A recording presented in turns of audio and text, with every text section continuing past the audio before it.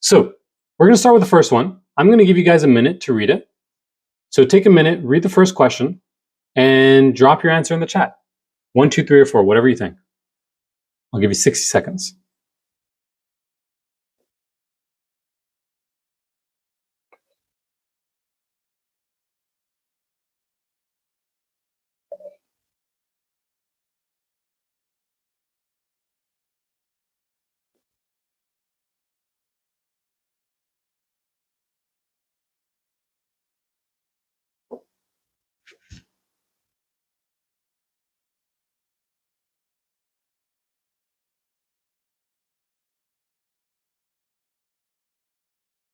All right, you got 20 seconds left. And if you're here and you're giving the time to be in the class, it's important that you try to participate. Because the more you participate, the more you're going to get out of it. All right, 10 seconds.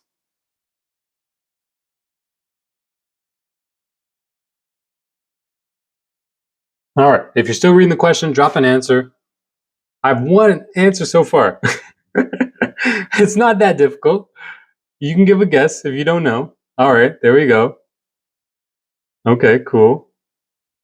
All right, we got 2, we got a 3, we got a 2, and 2. Okay, so we're getting a lot of 2s. So let's take a look at the question. First, I'm going to break down kind of how I read the question, and then I'm going to tell you guys what the answer is and why that's the answer. But again, for this class, the important thing is not what the answer is, it's how are we actually tackling the question. That is the same concept like teaching somebody to fish or giving them the fish itself. I don't want to just show you what the answer is. I want to teach you how to do these for yourself. So we have a pretty lengthy question here. Most questions are not going to be this lengthy on your exam. Some of them will be. The problem with these questions is that when they come up in an exam that is 2-3 hours long, it drains a lot of focus. And it can also make it seem like, oh my God, this is going to be a hard question. And sometimes they're not. So first thing, don't assume that the long questions are hard, because they might not be. Second thing is you don't have to read the entire thing word per word to get the question right. And that is often the case. So when I'm reading the question, the first thing I'm going to do is I'm going to skim that paragraph to look for the real question. What are they actually asking? And if I go skim through a little bit, blah, blah, blah, okay, the real question is at the end. Why is this condition written in a true condition precedent format? Okay, so first thing, alone, that helps us save time and that helps us save focus. Because we might not need it. And we can always come back if we do. So, that's our question. Now, second, before I even read the answers, what I'm going to do is I'm going to think of the concept and the module that they're testing me on. This is very, very important because if you've ever failed an exam and you looked at your exam report, because they'll give you an exam report of all the modules and all the lessons you got questions wrong on, they can only produce that report because every single question is testing you on a very specific lesson, right? Because that report is computer generated. Meaning, for example, this question is from a specific concept, a specific module, and a specific lesson.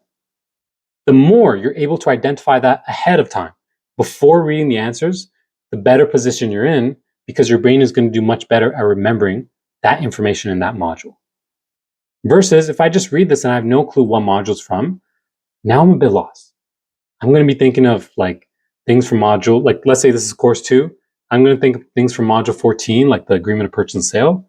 But then I'm going to think of things from module 20, like, I don't know, mortgages, and module 1, and now I'm all over the place. Okay? So think of the concept, think of the module.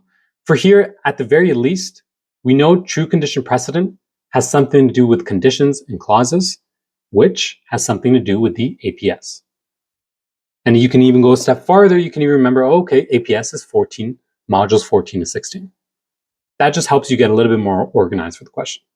And again, I'm explaining it like it's very long. It's going to take 5-10 seconds max. Okay. Now, once you do that, now we can go through the MCQs and we're looking for patterns. There's not always going to be patterns, but the patterns we look for are generally going to be common buzzwords, or common situations that they like to ask you. For this one, there aren't many patterns. They're all very different. There's not any kind of buzzwords that I could even identify for you guys, and they're all very, very short answers. So nothing to do with patterns here. Meaning, okay, why is a condition written in true condition precedent format? It's just going to be based on your knowledge of why is it true condition precedent. Okay, and if you guys don't know what true condition precedent is, it's a condition which we cannot waive, but needs to be fulfilled. So it has to be done. If we don't do it, it's going to be canceled. Now, if you studied well, you would remember one of the main examples of a true condition precedent is financing. Because for a buyer to get money to buy a house, it cannot be a waivable condition. If I'm a seller, I can't tell the buyer, hey, you can get money, but also you could waive it. You don't have to get it, and I'll still give you the house. Right? We can't be doing that. So we already know financing is one of those main conditions. So when I look at this question, I'm looking at these middle two ones. And most of the time, this is what's going to happen on your exam. You're going to be able to eliminate two of them very easily, and then you're going to be stuck with two in the middle.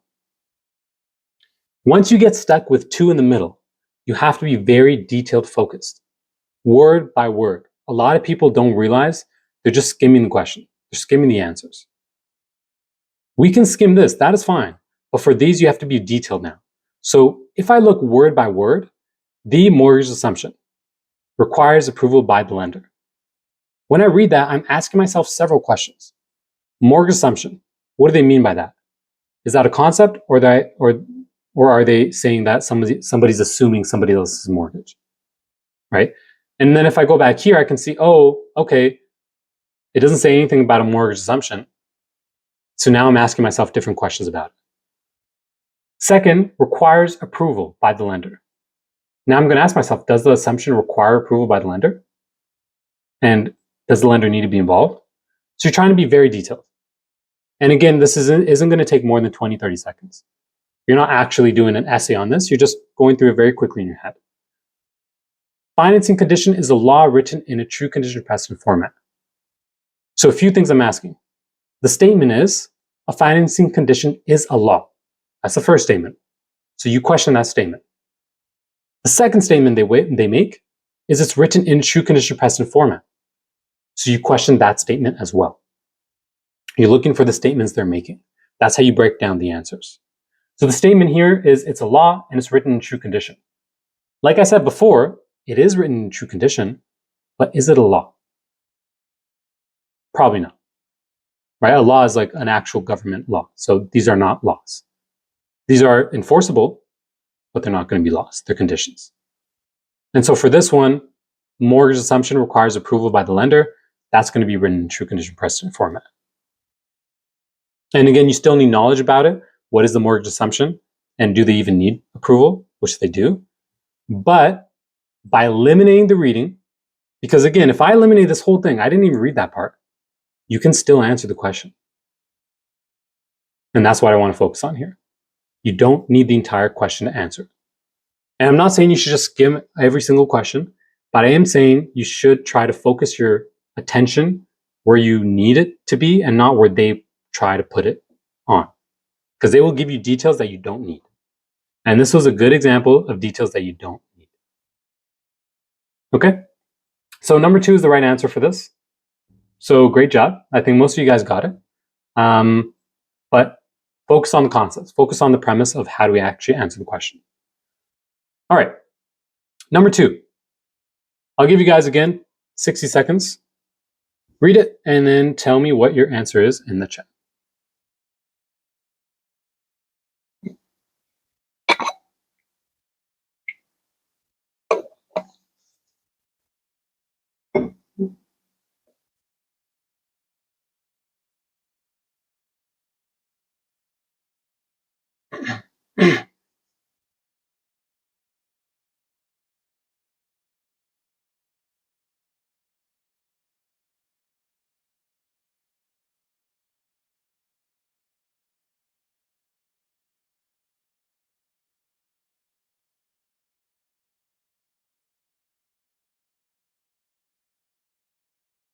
All right, 30 seconds.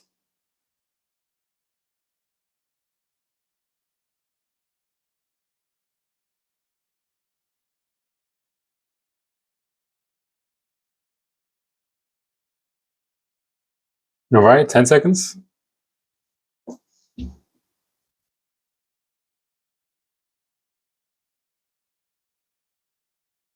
Okay, if you're finishing up, drop your answer in. If you're guessing, give it a guess. All right, we got it almost unanimously. Almost everybody said 1. Okay, I hope you guys are right. Okay, so same thing. Let's break down the question and then I'll give you guys the answer.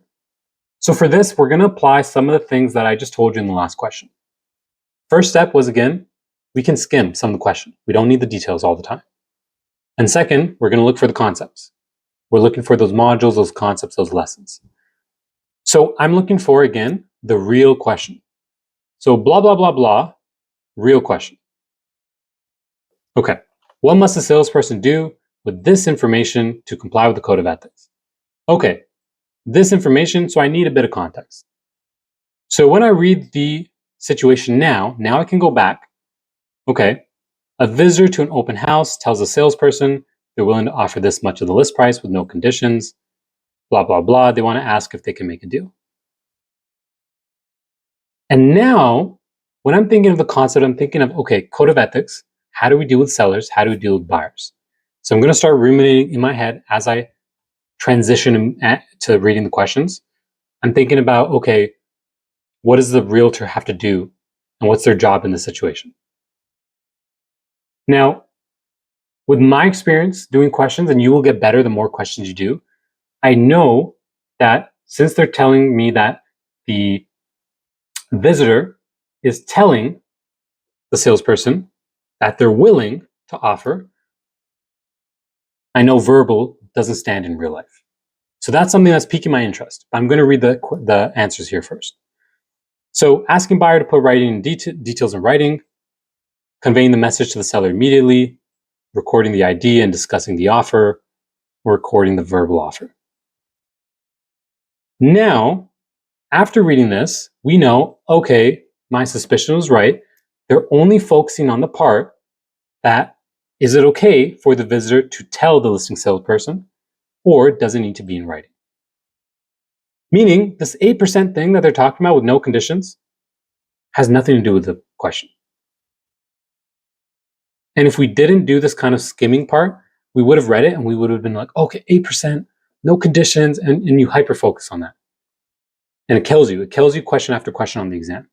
It's okay when we do one question like this, but when you do 100, it can really kill your focus. Okay? So telling verbally, if you know a bit of the content, a bit of the material, we know that verbal never stands in real life. And so the main one I'm looking at is the writing one. And if I review the answers again, there's not many patterns I can see here. It's just based on how well you know the material. And so verbal offers don't stand. Discussing the offer is verbal, is not going to stand. And conveying the message is vague.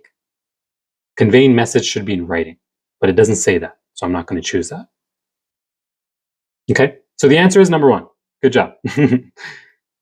But again, we're trying to skim. We're trying to look for the real question, think of the concepts, and then we're going to try and pick that answer. Okay, number 3. This is the last one. It's a not question. I'll give you guys about a minute and a half.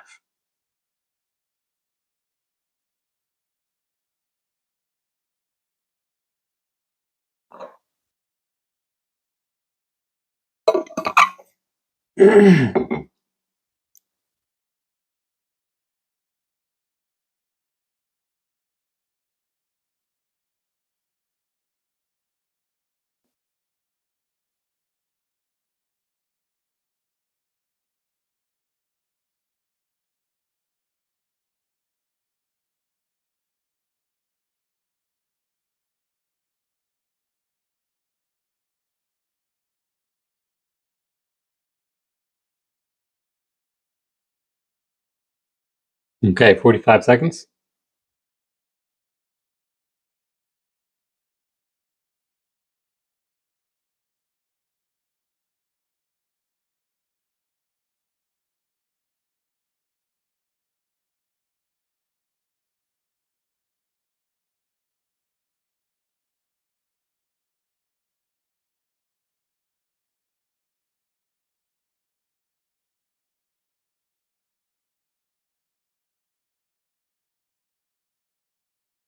All right, 20 seconds. Wrap it up. Give it an answer if you don't know.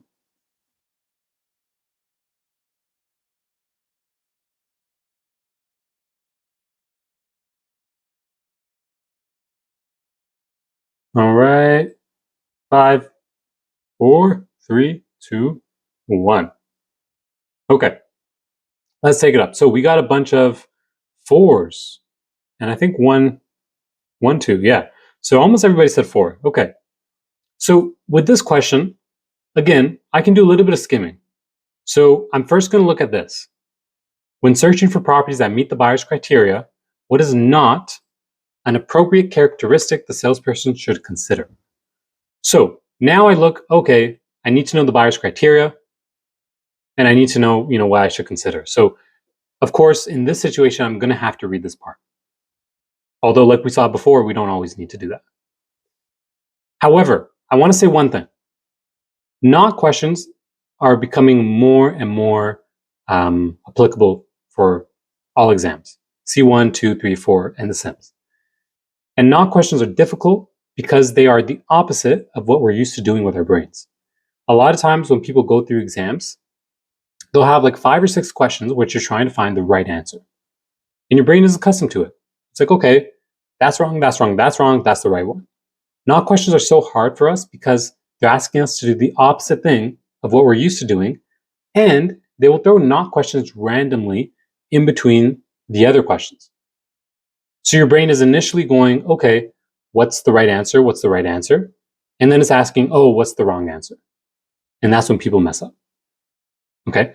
So before I get into anything, a little tip that helps tons of students that I tutor is when you're doing not questions, of course, you want to eliminate the not, and you want to try and look for like technique of elimination, eliminating what's the right answers. But try grouping the not questions together instead of doing them in between the exam questions. And you can try this if you have some like passage, for example, and you're practicing questions. Try grouping the not questions at the end. So you're doing one type of question first, right answer, right answer, right answer, and then you're doing the not questions at the end. Wrong answer, wrong answer, wrong answer. It's kind of like multitasking, but instead of multitasking, we're making our brain do one thing at a time. It's going to be much more effective for you guys, and you might find an increase in results. For the question, now, looking at the situation, I want to look for key info because I know, okay, this is not fluff, this is important stuff. 1, they're a retail buyer. Okay. Retail meaning they sell something. They want to open a hardware store. They want to open it in a busy urban area. And blah, blah, blah, they're carrying and storing a lot of stuff, and they need space for product display and storage. A lot of key information. Okay. So now when we're looking at what's not the right answer, we're going to look for what are the right answers first and eliminate those. And a good technique, if you're a visual learner, you can just put up 3 fingers when you're doing not questions and eliminate them one by one. And then visually, okay. That way it kind of stops you from, sometimes you get confused in the middle of the question. So if I look at the first one, should have space allotted for consumer-facing product displays in addition to storage? Well, product displays, product display, storage, storage. Pretty much makes sense. That's what they're looking for. Second, should be in a location where there are several long-running businesses in the same plaza. Now, the problem with number 2 is that for normal businesses, if you're just opening a new store and you're trying to open it in an area where there's long-standing businesses, it's not great. It's not going to be good for you because you're going to have tons of competition and they're already established. However, they didn't ask your advice. They asked you what you should do. What should you do given their criteria? Given they want to do a busy urban area, what should you advise them? So you can argue as much as you want about what's right or wrong for their business, but they want you to be in a busy urban area. So that's what you're going to do. So the fact that there's properties should be in a location where there's several long-running businesses might not be great for business, but that's what they wanted. So that actually is a right answer. Meaning, it's not going to be the answer for this question. Third, should have storage space in addition to the main floor area. So given it's a retail store, we know the main floor is going to be a lot of like consumer facing things so people can walk in and look at stuff. And if they have a lot of large inventory, they're not going to be able to store it just in the main floor. So it makes sense to have additional storage space. Now for number 4, which a lot of you guys chose, it makes sense up to warehouses because we're carrying inventory.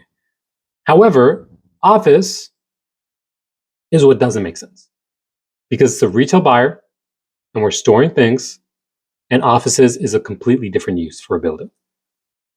And you will get a lot of questions on the exam like this, which is you'll have half of the answer right and then 1 or 2 small details make it wrong. Okay, so look out for those, but for those of you guys that put number 4, that is the right answer. Okay, so very good job. Congratulations. Again, whether you got it right or wrong is not the important thing. The important thing is focus on kind of what I was showing you guys today. So skimming the question for the important information, looking for patterns, right? Identifying the concepts, and then for the not questions, making sure you're doing elimination, but also try the grouping technique that I gave you guys. Try grouping the right, like choosing the right answer questions, and then the not questions, group those separately. Okay. So some questions for you guys. Hopefully that was very helpful. Did you guys find that helpful at all? Was that good? Yes? All right, cool. So I will be sending you guys the recording anyways. So if you didn't catch something or you want to review it later, you're going to have the recording. You guys can review it as much as you like. All right. So I'm going to end off with one little thing, and then I'll take any questions you guys have. So I'll kind of go back to the slides we have here. So, all right. So with all of that we just did, you guys let me know it's helpful. That's great. I will happily be doing more in the future, more webinars. You guys can let me know what kind of topics you guys want to cover, what things you guys want the sessions on. If you want to go a bit farther, these are all basically free stuff that you can get. So if you like these type of questions, then you're going to find a lot more around this free practice quiz here. So you can scan that if you want that. And if you're on C2 or C3 or C1, different checklists for you guys. C4 is in the making, so I will give you guys that. But C2, C3, and the free practice quiz, again, you can scan those. Those are completely free as well. All right, so I'll give you guys a second for those. And these checklists are based on all the modules and what are the lessons that come up the most on the exam. What concepts do you really, really have to know? And this is based on doing this with tons of students. And so, yeah, you can take those for free and it should help you a little bit. Now, if there are some students that want to go a bit farther and that kind of like the style of teaching and learning, then I also do these group sessions. And again, it's not for everybody, but if you do kind of like this class style and you like visual learning, then that's where we do 5 classes. We try to help you pass in like 2.5 weeks. We're going through exam tested concepts. And again, it's been tested with like tons of students. And some of the questions that we did today are the questions I use in the classes as well. So if you like those, we're going to have tons of those in those group sessions. I believe our next group session is starting in about 2 weeks. So you guys can, send me a message or an email if you're interested in that. We've had tons of students. I've showed some of these guys last time. This was Dinah. She was able to pass C2 in, I think, just a few weeks, like right after our group sessions ended. She had 91%. And Ahmed, I was with him for like a long time, C1, 2, 3, 4. So he was a mortgage agent and he was doing this at the same time. And it went pretty fast given that he was doing the mortgage at the same time and only took a few months with the group sessions, which is great. This is also Maria. Maria was one of the longest students I've had. And I'm still in connection with her today. She's actually licensed, and I think she's killing it. So it's very, very cool. But we did tons of courses together. I think we started off, and she was out of school for a little bit, and she really liked the visual style.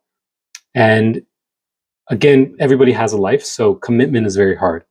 And when you try to do the courses and you can't find time, like just doing the classes keeps you on a good schedule. And that's kind of why she liked them. And, that's why we kind of kept it going. And yeah, she got her license. So that was great. So you guys can scan that if you want to kind of apply for those, and, we can see if it's the right fit for you guys. Otherwise, thank you guys so much for coming. If you guys have questions, you can type them in the chat or you can raise your hand. Let me know.